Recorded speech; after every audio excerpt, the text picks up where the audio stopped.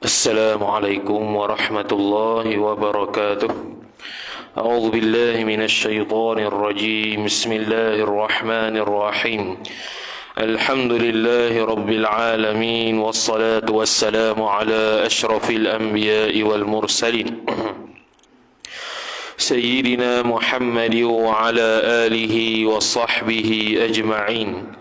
سبحانك لا علم لنا إلا ما علمتنا إنك أنت العليم الحكيم. ولا حول ولا قوة إلا بالله العلي العظيم. رب اشرح لي صدري ويسر لي أمري واحلل عقدة من لساني يفقه قولي وسدد لساني واهد قلبي بحق نبيك محمد صلى الله عليه وسلم. اللهم أغننا بالعلم وزينا بالحلم وأكرمنا بالتقوى وجملنا بالعافية. نوينا التعلم والتعليم والتذكر والتذكير والنفع والانتفاع والإفادة والاستفادة والحث على التمسك بكتاب الله وسنة رسوله صلى الله عليه وسلم، ودعاء إلى الهدى والدلالة على الخير ابتغاء وجه الله مرضاته وقربه وثوابه سبحانه وتعالى. آمين يا رب العالمين. Kitab Ad-Durrul Tsamin, muka surat 65 baris 11 daripada bawah. Wa qala Syekhul Musannif rahimahullahu ta'ala wa nafa'ana Allah bi'ulumihi wa bi'ulumikum wa bi'ulumi masyayikhina fid darain amin ya rabbal alamin. Kata pengarang Asy-Syaikh Daud bin Abdullah Al-Fatani rahimahullahu ta'ala, dan wajib kita i'tiqadkan pula segala a'immah yang mujtahidin sekaliannya itu benar.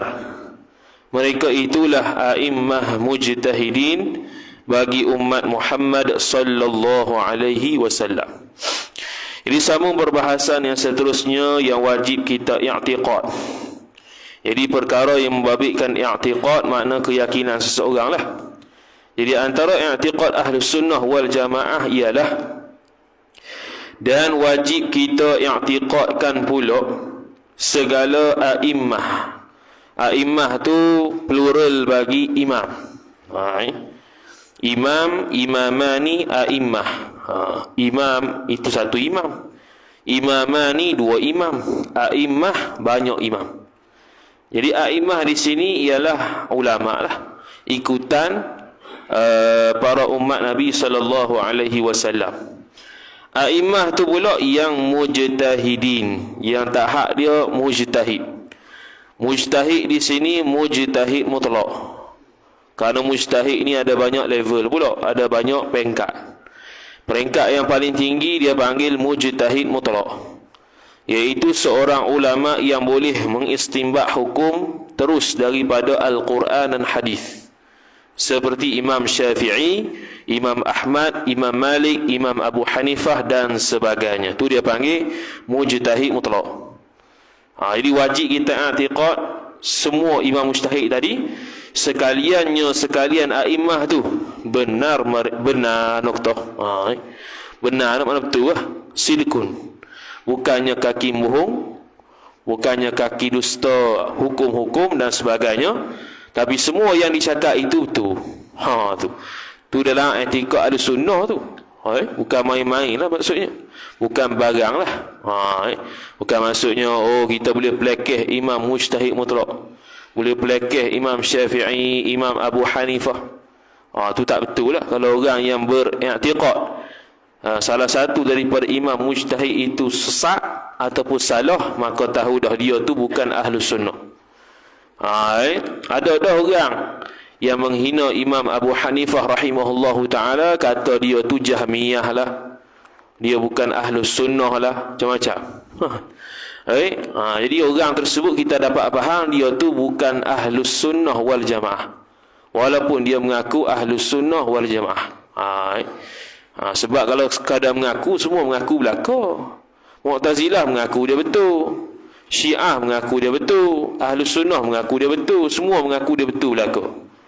Yang betul-betul nak kata dia betul tu siapa dia? Iaitu tengok kepada ciri-ciri yang terdapat pada dia yang mengaku Ahlus Sunnah tu. Kalau menepati dengan apa yang terdapat dalam ciri-ciri Ahlus Sunnah, dia Ahlus Sunnah lah, walaupun dia tak pernah mengaku. Kemudian dia kata mereka itulah mujtahid tadi, a'immah mujtahidin, iaitu para ulama yang mujtahid mutlak bagi umat Muhammad sallallahu alaihi wasallam. Jadi mujtahid ada mujtahid mazhab. Mujtahid mazhab tu contohnya Imam Nawawi, Imam Rafi'i. Kalau dalam mazhab Syafi'i, Imam Ibnu Qudamah Al-Hambali, iaitu dalam mazhab Hambali. Dia setara dengan Imam Nawawi, tapi dia mazhab Hambali. Tu dia panggil mujtahid mazhab. Dia tak sampai tahap mujtahid mutlak. Sebab dia tidak boleh istinbat hukum direct daripada Al-Quran dan Hadis. Tu tara Imam Nawawi. Kalau mari belakang sikit, Syekh Islam Zakaria Al-Ansari, Imam Ibnu Hajar Al-Haytami, Imam Muhammad Ar-Ramli, Imam Muhammad Khatib Asy-Syirbini, tu mujtahid orang awam. Mujtahid orang awam tu lagi bawah. Dan itulah pandangan-pandangan yang dinukilkan dalam kitab jawi-jawi kita yang fiqh ni. Dalam Sabila tu ada lah. Ibnu Hajar kata sekian, Syekh Romli kata sekian. Tu ulama mujtahid orang awam. Yang mereka sudah menapis sehabis-habisnya pandangan-pandangan yang tidak bertepatan dengan kaedah mazhab Syafi'i. Kemudian dia kata setengah daripada a'immah mujtahidin tu, iaitu imamul a'immah. Ni pujian ni. Imam bagi segala imam. Wa sultanul ummati, dan raja bagi umat, iaitu Abu Abdullah Muhammad ibn Idris Asy-Syafi'i. Memang dia akan puji lebih lah sebab dia mazhab Syafi'i. Tokoh-tokoh mazhab dia akan puji imam mazhab dia sendirilah. Jadi sekarang ni Syekh Daud Al-Fatani dia mazhab Syafi'i, maka dia pun buat gelaran yang baik-baik, yang agung, yang mengagungkan Imam Syafi'i, Imamul A'immah, imam bagi segala imam. Imam bagi segala para ulama, ikutan bagi segala para ulama. Kerana dia tu belajar dua tariqah. Dua tariqah muhaddithin, tariqah ahli hadis dengan Imam Malik radhiyallahu ta'ala anhu, dan tariqah yang lebih menggunakan akal. Dia panggil ilmu yang membabitkan menggunakan akal, iaitu dengan anak murid kepada Imam Abu Hanifah rahimahullahu ta'ala, iaitu Imam Hasan Asy-Syaibani. Jadi dia dapat dua-dua. Tu. Jadi Imam Syafi'i dia imam mujtahid mutlak. Siapa yang kita tengok dia menghina Imam Syafi'i, maka tu bukan Ahlus Sunnah. Dan Abu Hanifah An-Nu'man ibn Thabit, tu nama asal dia. Abu Hanifah siapa dia? Nu'man bin Thabit, tu nama dia. Jadi kalau kita kata mazhab Hanafi, bukan mazhab Hanifah. Itu kan sebut tak betul loh. Buat malu ke orang. Mazhab tu mazhab Hanifah. Orang pun pelik. Mazhab Hanifah mana satu ni? Mazhab Hanifah kalau terjemah mazhab yang lurus. Mazhab yang betul. Semua Hanif belaka. Mazhab Abu Hanifah. Baru betul. Mazhab Hanafi. Jadi orang dituduh dia Jahmiyah dan sebagainya, maka tu bukan Ahlus Sunnah wal Jamaah. Dia dah cerita dah dalam kitab ni, Lurus Samin dulu. Dia berdebat dengan etis, ganti tok guru dia Hammad bin Sulaiman radhiyallahu taala anhu, berdebat dengan etis tu, dia menang padahal dia budak kecil lagi. Dan Malik bin Anas radhiyallahu taala anhu, Malik bin Anas dengan Imam Abu Hanifah satu zaman. Satu zaman pernah berjumpa. Satu zaman dah pernah berjumpa. Dan Abi Abdullah bin Ahmad bin Hanbal, pendiri mazhab Hanabilah. Imam Ahmad tu dah. Jadi nama dia Abi Abdullah bin Ahmad bin Hanbal. Tu pendiri mazhab Hanabilah. Imam Ahmad ibnu Hanbal iaitu murid kepada Imam Asy-Syafi'i rahimahullahu taala, yang kita telah cerita dulu. Dia tu ada satu karamah, apabila orang nak menghukumkan dia dengan pukulan di punggung dia tu sehingga terlondeh dia punya seluar, maka tak ada terlondeh lagi, ada tangan emas yang mari ambil. Maka pakaian tu diambil oleh Imam Syafi'i untuk ambil berkat, untuk berubat. Tu. Kemudian dia kata, dan Ibnu Uyainah, dan Thawri. Thawri, Sufyan Ats-Tsauri. Sufyan Ats-Tsauri juga salah seorang daripada imam mujtahid mutlak, tapi tak ada mazhab dia sekarang kerana tak ada anak murid yang mewarisi. Dan Ibnu Uyainah, iaitu Sufyan Ibnu Uyainah. Sufyan ni ada dua orang. Sufyan Ats-Tsauri dengan Sufyan Ibnu Uyainah. Dua-dua ni mujtahid mutlak. Dan Auza'i, Imam Al-Auza'i, selalu dinukilkan pandangan dia dalam mazhab Asy-Syafi'i. Kalau kitab-kitab besar lah, Mughnil Muhtaj, Tuhfatul Muhtaj, Nihayatul Muhtaj, selalu dia akan nukil pandangan Al-Imam Al-Auza'i radhiyallahu ta'ala anhu. Kadang-kadang ada mazhab Syafi'iyah punya para ulama mazhab Syafi'i yang bersepakat dengan Auza'i, ada yang kadang-kadang membantah. Tu dalam bab fiqh lah. Dan dia imam mujtahid mutlak.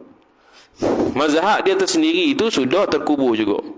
Jadi banyak mazhab dalam ketika zaman salah dulu, banyak mazhab. Ada berpuluh-puluh bahkan beratus mazhab yang semuanya mujtahid mutlak. Tapi yang hanya sampai sekarang 4 sahaja. Kerana 4 ni sahajalah yang ada anak murid sampai sekarang. Yang paling banyak sekali atas dunia ni mazhab Hanafi. Mazhab Hanafi yang paling banyak sekali. Lepas tu yang kedua mazhab Syafi'i, yang ketiga mazhab Maliki, yang keempat mazhab Hanbali. Mazhab Hanbali lebih kurang dekat Saudi, lebih kurang situ je. Paling sikit lah kat atas dunia ni. Mazhab Hanbali. Sehingga kan ulama mazhab Hanbali tak ada orang fiqh, Syekh Wahbah Zuhaili tolong tulis kitab fiqh mazhab Hanbali. Syekh Wahbah Zuhaili ni ulama kontemporari tu, dia mazhab Syafi'i. Punya tak ada yang kitab mazhab Hanbali ni dia tolong buat. Hamba tak tu. Punya pupusnya ulama mazhab Hanbali. Kemudian kata musannif rahimahullahu taala, dan tu tak erti baca tu. Apa tu? Tak ada kitab Melayu tak tahu tak benda tu. Lepas tu Ahlus Sunnah Abul Hasan Al-Asy'ari, tu faham lah. Tak tahu benda apa tu, tak boleh baca. Memang tak boleh baca tu. Kena cari lain. Apa dia? Ahlus Sunnah Abul Hasan Al-Asy'ari. Imam Abul Hasan Al-Asy'ari. Imam Abul Hasan Al-Asy'ari ni pendiri mazhab Asy'ariyah, akidah lah pula, tadi fiqh. Imam Abul Hasan Asy'ari dia duduk lama di Mu'tazilah. Tapi bukan dia Mu'tazilah. Dia duduk lama dalam Mu'tazilah, kemudian setelah dimimpi Nabi SAW, dia pun berubah daripada i'tiqad Mu'tazilah kepada Ahlus Sunnah. Sebab dia keturunan sahabat Abu Musa Al-Asy'ari. Allah Ta'ala pilih Abu Hasan Asy'ari, mimpi Nabi SAW, suruh tukar mazhab akidah dia. Lepas pada tu tukar tu 2 minggu uzlah dalam rumah sendiri, mikir benda apalah yang tak betul.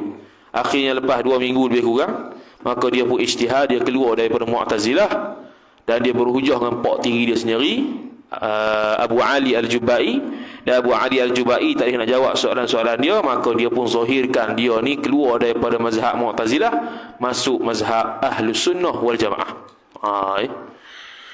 Kemudian dia pun kata, dan Abu Mansur Al-Maturidi. Dan Abu Mansur Al-Maturidi.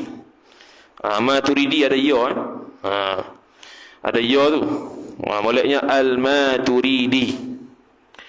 Dia panggil ulama yang sezaman lebih kurang dengan Abu Hasan Asy'ari. Dia panggil dia ulama ma wara an-nahar. Dia kebanyakan mazhab fiqh 4 mazhab ni banyaknya Asy'ariyah lah. Mazhab Syafi'i kebanyakannya Asy'ariyah. Sebahagiannya ada terpengaruh dengan Mu'tazilah. Mazhab Maliki semua 100% Asy'ariyah. Mazhab Hanafi dia sebahagian Asy'ariyah, sebahagian Maturidiyah. Mazhab Hanbali kebanyakannya Ahlil Hadis wal Athar. Dia punya akidah ni. Jadi yang betul-betul tulen habis teruk tulennya mazhab Maliki lah banyaknya.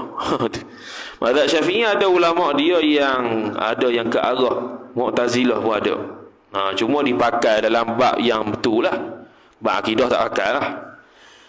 Kemudian kata sebab tu dalam ulama akidah sebut, ulama ada sunnah sebut, Mu'tazilah kita tak boleh panggil dia orang jahil sebab dia ulama juga. Cuma dia tu hujah dia dari sudut akidah silap. Situ yang silap. Bukan bermakna dia tu jahil. Tapi kalau orang awam jahil tu jahil sungguh lah. Ini kalau dia tu ulama tapi silap dalam bab akidah, kita tak boleh dia panggil jahil total gitu. Secara mutlak jahil tidak. Cuma bab tu lah dia salah. Tu ya kita boleh kata. Hak lain boleh dia ambil manfaat. Macam kitab Al-Kashaf oleh Al-Imam Az-Zamakhsyari. Dia tulis kitab tafsir tersebut dalam keadaan diri dia dulu tu mazhab Mu'tazilah. Jadi huraian dalam Quran tafsir itu Mu'tazilah. Cuma ulama ambil dari sudut bahasa dia. Bahasa dia power. Jadi orang-orang yang contohnya pelajar fakulti bahasa Arab, dia akan tahulah Zamakhsyari ni tahap bahasa lagu mana. Memang jadi rujukan ulama kitab tafsir Al-Kashaf dari sudut bahasa. Tapi dari sudut akidah tak betul lah. Kemudian kata musannif rahimahullahu taala, dan Abul Qasim Al-Junaidi Al-Baghdadi Sayyidus Sufiyah. Imam Junaid Al-Baghdadi penghulu ulama tasawuf. Imam Junaid Al-Baghdadi ataupun satu lagi Imam Al-Ghazali rahimahullahu taala. Dua ni mazhab yang tunjang dalam bab tasawuf lah. Jadi kita dalam mazhab tanah Melayu kita ni biasa ambil Imam Ghazali, bukannya Imam Junaid Al-Baghdadi. Imam Ghazali lah. Contohnya Hidayatus Salikin, tu terjemahan daripada Bidayatul Hidayah Imam Ghazali. Syiarus Salikin, terjemah daripada Lubab Ihya Ulumuddin. Dia lebih terpengaruh dengan Imam Al-Ghazali. Minhajul Abidin, terjemahan Syekh Daud terhadap Minhajul Abidin Imam Ghazali. Di tanah Melayu kita ni lebih banyak pada Imam Al-Ghazali dalam bab tasawuf.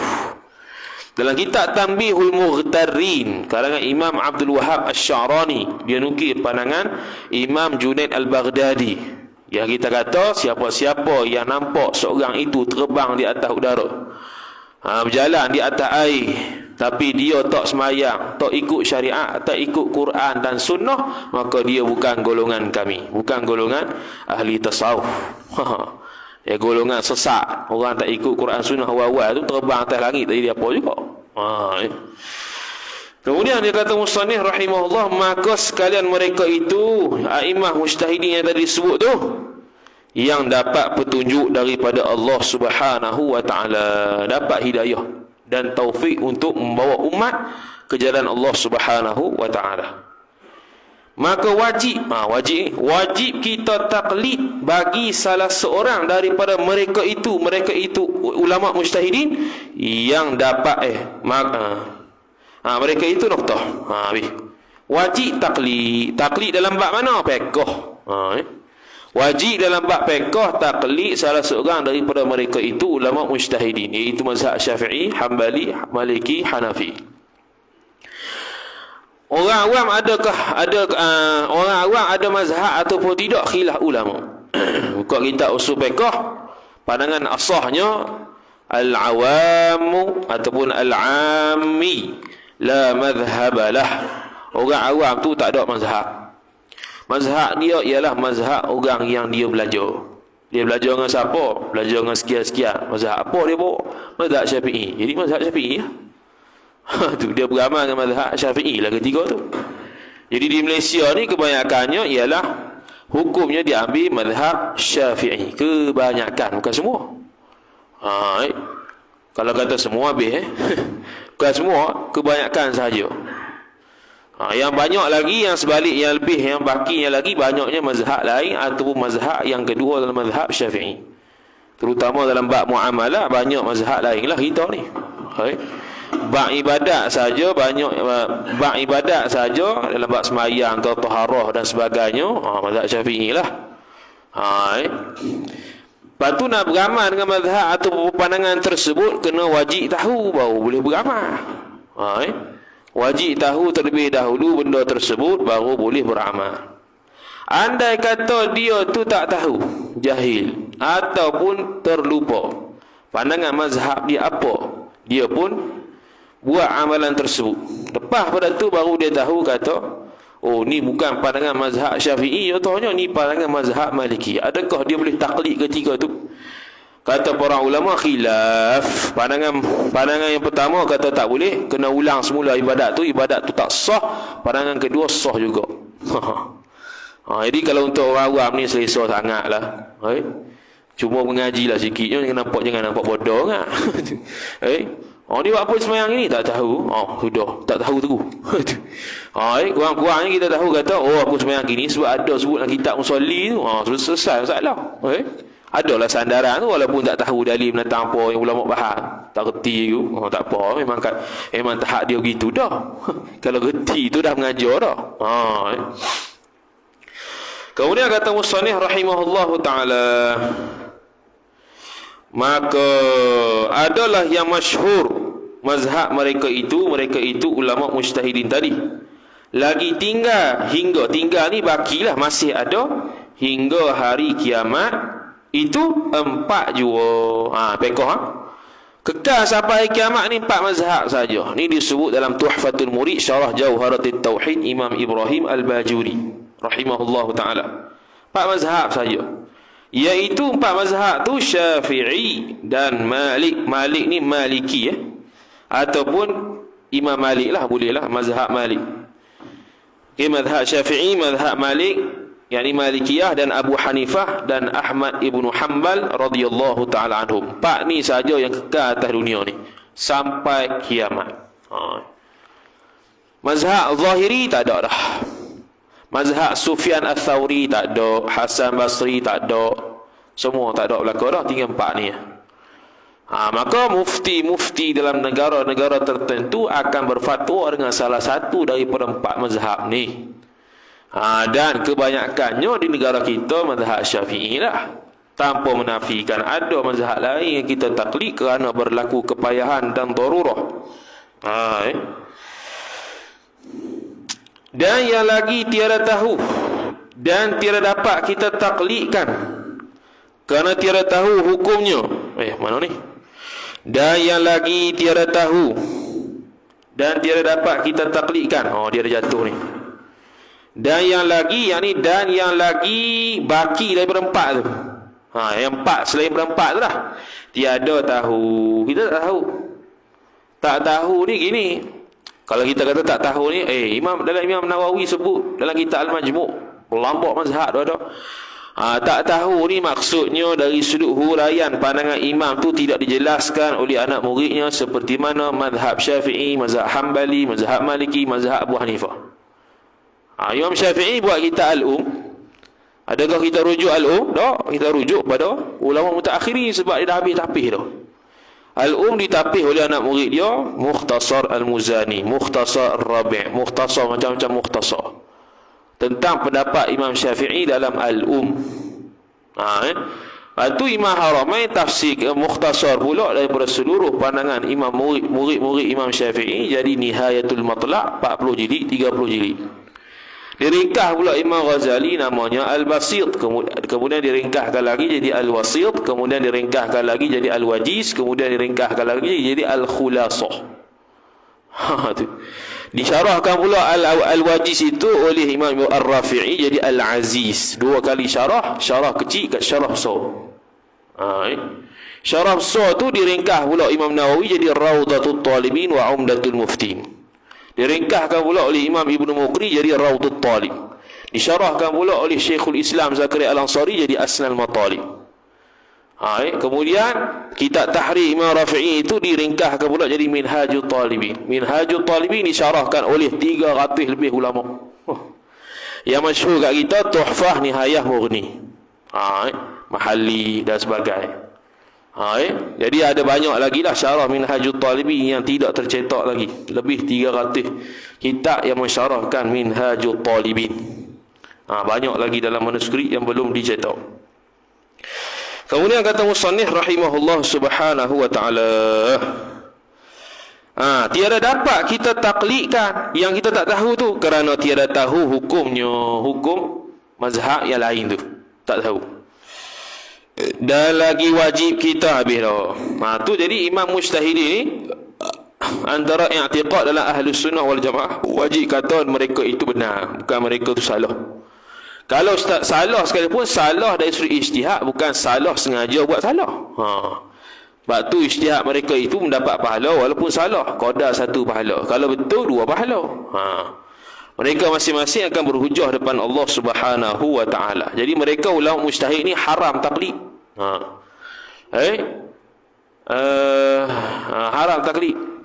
Imam Syafi'i haram taklid pada Imam Malik. Imam Malik haram taklid pada Imam Ahmad. Imam Ahmad haram taklid pada Imam Abu Hanifah. Sebab mereka tu mujtahid, orang yang reti dalil. Kita yang tak reti dalil wajib taklid pula. Kita tak boleh ijtihad sendiri. Ilmu nahu tak ada, sorah tak ada, bayan tak ada, badai tak ada, istiqaq tak ada, wadak tak ada, semua tak ada. Tiba-tiba beli Sahih Bukhari, baca, amal sendiri. Habis cerita. Tu dia panggil apa? Dia panggil orang tak tahu masak, pi beli bahan mentah, lepas tu buat sendiri. Tak sedar. Kalau reti masak, boleh buat, boleh beli bahan mentah tu, buat sendiri. Kita tak reti masak, beli kedai, habis selesai masalah, makan. Kita taklid kepada orang masak tu. Macam mana dia masak? Kita tak mau minta dah. Ya orang masak tu reti lah dia nak masak sebab dia pandai. Kita tak pandai, kita beli saja, makan, selesai. Kita tak pandai, taklid, beramal, selesai. Bukannya reti cari dalil pun. Kemudian kata musannif rahimahullah ta'ala, dan lagi wajib kita i'tiqadkan mati itu sabit mesti bagi tiap-tiap yang mempunyai ruh. Yang seterusnya wajib i'tiqad mati itu sungguh berlaku. Dan juga berlaku pada tiap-tiap yang mempunyai ruh kerana sabit dalam Al-Quranul Karim. Kullu nafsin dha'iqatul maut.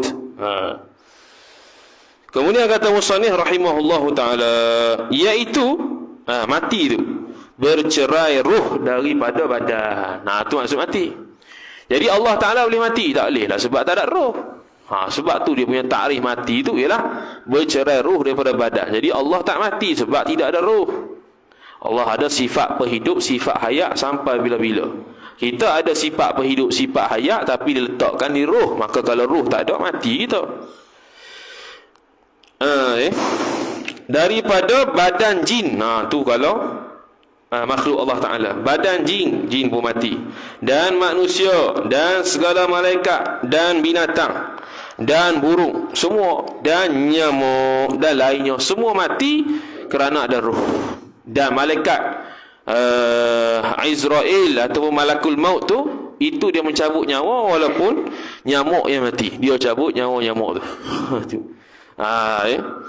Dan yang mengambil nyawa itu Rasulul Mauti, utusan mati, utusan untuk orang mati, iaitu Izrail. Izrail ataupun nama yang sahihnya Malakul Maut. Dan tenteranya tentera Izrail. Jadi Izrail dalam kitab Qatrul Ghaith Syarah Masail Abil Laith, Syekh Nawawi Al-Bantani rahimahullah ta'ala mengatakan Izrail tak cabut nyawa. Izrail hanya cabut waktu akhir. Waktu proses nak cabut tu, tentera-tentera dia ataupun dia panggil orang bawahan malaikat Izrail tu yang buat. Sampailah ruh tersebut di tengkok dia, maka malaikat Izrail pun baru cabut. Gitu dia. Kemudian bawalah naik ke atas langit tu. Maka makna Izrail tu Abdul Jabbar. Hamba Allah Ta'ala yang maha perkasa. Nampak nama tu pun hebat tu, Jabbar. Itu sifat jalal Allah. Sifat jalal Allah tu Jabbar tu, perkasa. Kalau jenis maksud yang ganas-ganas tu jalal lah. Kalau maksud yang lembut-lembut sikit jadi jamal, jamalullah. Itu apa tu? Dan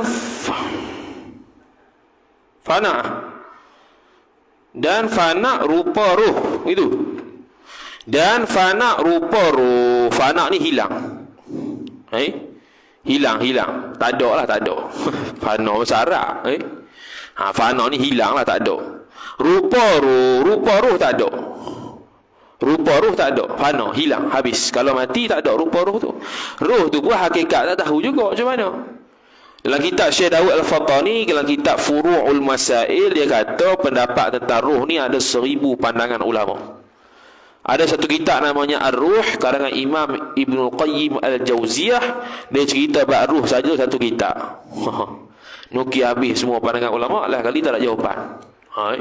Yas'alunaka 'anil ruh.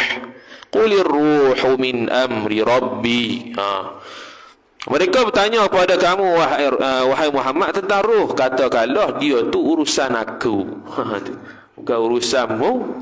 Tapi ada lah. Tapi kat mana tak tahu. Tapi ada. Gitulah Allah Ta'ala. Ada tapi tak tahu macam mana hakikat dia. Kenapa roh kita boleh terima, Allah Ta'ala tak boleh terima? Itu hujah pada orang kafir. Siapa yang buat hujah tu? Imam Abu Hanifah. Demikian lagi ajbul dhana, pada tatkala nafkhah, tiupan. Nafkhah ni tiupan. Tiupan yang pertama itu khilaf. Okay, sekarang ni ajbul dhana. Ajbul dhana ni tulang sulbi. Tulang sulbi tu lah.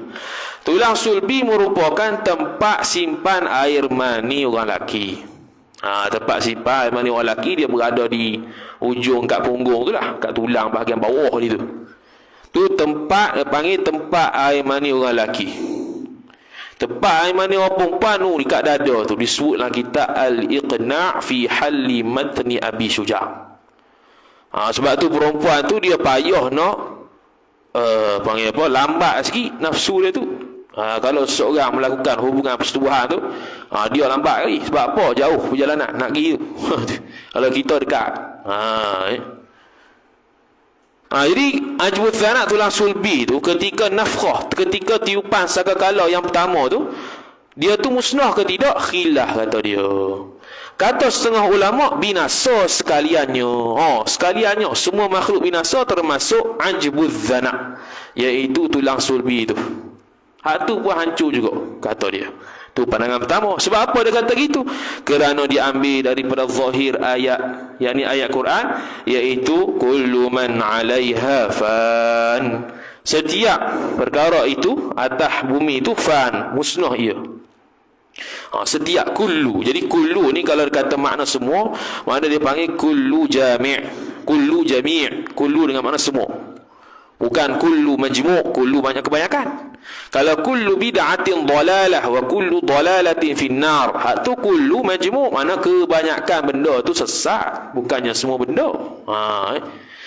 Semua bid'ah itu sesat. Semua apa? Kebanyakan, bukan semua.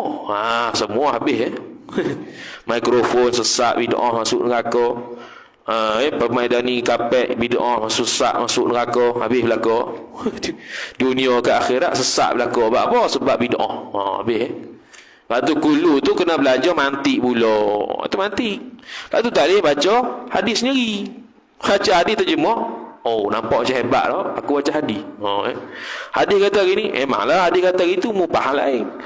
Ulama buat kitab berjilid-jilid nak bahas hadis, dia senang ambil terjemahan. Terjemahan tu pula orang yang buat tu mazhab dia lain pula daripada dia. Dia pun ikut lah. Bukan mazhab Ahlussunnah pula yang terjemah tu. Dia pun ikut turut. Gitu. Habis rosak gitu dan kullu syai'in halikun illa wajhah. Setiap sesuatu itu musnah kecuali wajhahu, ay wajh Allah, iaitu zat Allah Subhanahu wa taala. Bukan terjemah muka. Bukan faham muka. Muka tu makhluk dah. Tiap-tiap suatu yang ada atasnya, atas dunia tu binasa. Itu terjemah kullu man 'alaiha fan tu lah. Dan tiap-tiap suatu fana melainkan zatnya zat Allah. Dia tak terjemah wajah. Sebab tu ada seorang hamba Allah Ta'ala, dia kata kalau kamu nak ngaji bak salah, ngajilah Syekh Daud Fatani dulu Sami. Dia siap angkat kita lagi. Tak boleh tu lah. Sebab apa? Dia kata muka surat berapa tu yang dulu ayat mutasyabihat tu. Dia kata tengok Syekh Daud pun sebut tangan. Syekh Daud pun sebut tangan, muka apa semua tu. Tu dia panggil tak belajar. Tak belajar baca kitab Jawi. Kalau dia belajar tu, Dia tak akan jadi gitulah. Dia tak belajar macam sendiri. Dia buat hero macam sendiri. Syekh Daud nak terang waktu tu, hak tu pegangan salah. Dia ingat tu yang dia nak terang. Tak wadah lagu tu. Dia nak terang kata hak ni pegang gini salah. Pegang hak betul gini. Dia ambil hak tu, dia pergi khabar kata ni pegangan Syekh Daud. Pula. Jadi sesak bagak habis orang. Ni contoh ayat berlambak dah dalam kitab ni. Dia terjemuh takwil lain. Tengok, melainkan zat. Awak tak terjemuh melainkan wajah, melainkan muka. Sebab tu bukan maksud dia. Kata setengah ulama, ni pandangan kedua, tiada binasa. Tulang sulbi tu tak binasa, pandangan kedua. Sebab apa tak binasa? Kerana jumlah daripada mustafna yang 7 tiada binasa. Cakap bahasa Arab lah dah. Kerana jumlah ni himpunan daripada mustafna, benda yang dikecualikan. Yakni ada 7 benda, yang 7. Mana 7 benda ni ada, yang 7 benda ni termasuk daripada perkara yang tak binasa kalau berlaku tiupan pertama sangkakala. Mana 7 tu? Tengok nombor 1 lah, kitab Jawi lah, kitab Melayu dia tak tahu lah, ada kedak footnote tu. Nombor 1 kitab Jawi tepi tu dia kata mustafna yang 7. Katanya mustafna yang 7, dan iaitu 7 tu al-qalam, pena. Tulis Lauh Mahfuz tu, pen tu lah. Kita panggil pena lah, qalam. Bahasa Kelantan tu kole. Ingat kole tu. Kalau Penang kole no, gelas no. Dan al-lauh, lauh ni papan lah, Lauh Mahfuz lah sini. Dan syurga. Jadi syurga ada dah. Mu'tazilah i'tikad syurga tak ada lagi. Sebab apa? Sebab dia kata tak ada faedah syurga dah sekarang, tak ada orang lagi. Tu salah lah. Dan neraka pun kekal bila tiupan sekekal yang pertama tu, masih kekal neraka tu. Jadi neraka syurga sudah ada tapi tak ada penghuni lagi. Dan arash, arash makhluk Allah yang paling besar kali, sehingga disandarkan arsyur rahman, arash Tuhan yang bernama Rahman, nak menunjukkan kemuliaan arash. Bukan nak kata Allah ada kat atas arash. Dan kursi itu satu makhluk Allah yang terbesar selepas arash. Bukan kerusi ya. Kerusi habis ya. Kursi. Ayat kursi. Sebab ada perkataan kursi dalam tu. Ayat kursi. Wasi'a kursiyuhus samawati wal ard. Luasnya kursi Allah. Bukan kerusi. Dengan mana luas besarnya makhluk Allah yang bernama kursi, tak tahu hakikat lagu mana. Benda gaib dipanggil. Dan segala arwah ni ruh pun tidak musnah atas sebagian pendapat yang mengatakan kalau tiupan segala pertama tu ruh pun tak musnah. Yang musnah jasad sahaja. Termasuklah ajbuz zanak tadi, termasuk dalam mustafna yang 7 ni. Mana jadi 8 lah. Dia ada lagi, iaitu badan para anbiya, tak musnah juga. Badan orang alim ulama, orang hafal Quran, tak musnah juga. Lain benda tu musnah belaka. Kemudian kata musannif rahimahullah ta'ala, dan wajib kita i'tiqadkan hakikat ruh itu tiada seorang yang mengetahui melainkan Allah Ta'ala. Ni wajib juga ni, wajib yang seterusnya. Jadi belakang-belakang ni senang dah, benda ghaibiyat belaka dah, tak payah pening kepala dah, senang ya. Wajib i'tiqad hakikat ruh tu tak ada orang tahu melainkan Allah Ta'ala. Kerana apa? Seperti firman Allah Ta'ala, wa yas'alunaka 'anir ruh qulir ruhu min amri rabbi. Dan menanya mereka itu akan engkau Muhammad daripada hakikat ruh. Kata olehmu, bermula ruh itu daripada pekerjaan Tuhanku, urusan Tuhanku. Pekerjaan mana urusan? Bukan urusan kamu, urusan Tuhan. Tetapi kata Imam Malik, tapi bila kata urusan Tuhan sekalipun, ulama bahas juga dia ni macam mana sebenarnya. Adakah dia ni ada bentuk atau macam mana? Hak tu khilaf lah. Maka dia pun hurai. Ada ulama pandangan begini. Tetapi kata Imam Malik, rupanya rupa roh itu seperti rupa tubuhnya, tubuh seorang. Tubuh dia tinggi 170 cm, 170 cm, gitulah roh dia. Itu pandangan Imam Malik. yakni kelakuannya kelakuan roh, dan rupanya rupa roh tiada pada kasar dan tebal dan kelam. Noktah. Roh tu, rupa roh, kelakuan roh, keadaan roh tu tidaklah dia tu kasar, tebal, lembut, gelap, bukan berlaku. Dia nak cuba mensifatkan roh tu lagu mana. Seperti kata Imam Al-Ghazali rahimahullah pada kitab Ulumul Akhirah. Yang ni dalam kitab Ihya tu ada bab berkaitan dengan perbahasan ilmu akhirat. Dia sebut situ lah. Dia kata apabila diambil nyawa oleh malaikat akan nafsu yang berbahagia. Nafsu ni diri, ruh lah nafsu tu. Ruh yang berbahagia, yakni orang yang faizin, orang yang berjaya masuk syurga Allah Ta'ala. Ketika dua malaikat tu ambil ruh tu, ketika diambil nyawa oleh malaikat tu akan orang yang bahagia, maka diperintahnya akan dia apabila diambil nyawa oleh malaikat akan nafsun yang berbahagia, diri yang berbahagia, nafsul mutmainnah, diri yang tenang dan sebagainya, maka diperintahnya yang malaikat tu akan ambil nyawa tu, maka diberikannya dua malaikat yang elok.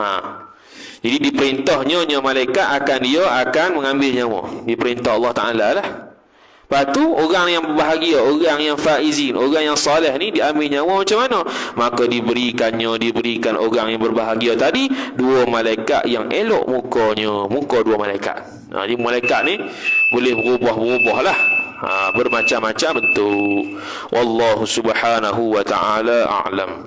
A'udzu billahi minasyaitonir rajim. Bismillahirrahmanirrahim. Alhamdulillahi rabbil alamin, wassalatu wassalamu ala asyrafil anbiya'i wal mursalin sayyidina Muhammadin wa ala alihi wa sahbihi ajma'in. Allahumma zidna ilma warzuqna fahma. Allahumma zidna ilma warzuqna fahma. Allahumma zidna ilma warzuqna fahma. Wa sallallahu ala sayyidina Muhammad wa ala alihi wa sahbihi wa baraka wa sallam. Walhamdulillahi rabbil alamin. Wassalamu alaikum warahmatullahi wabarakatuh.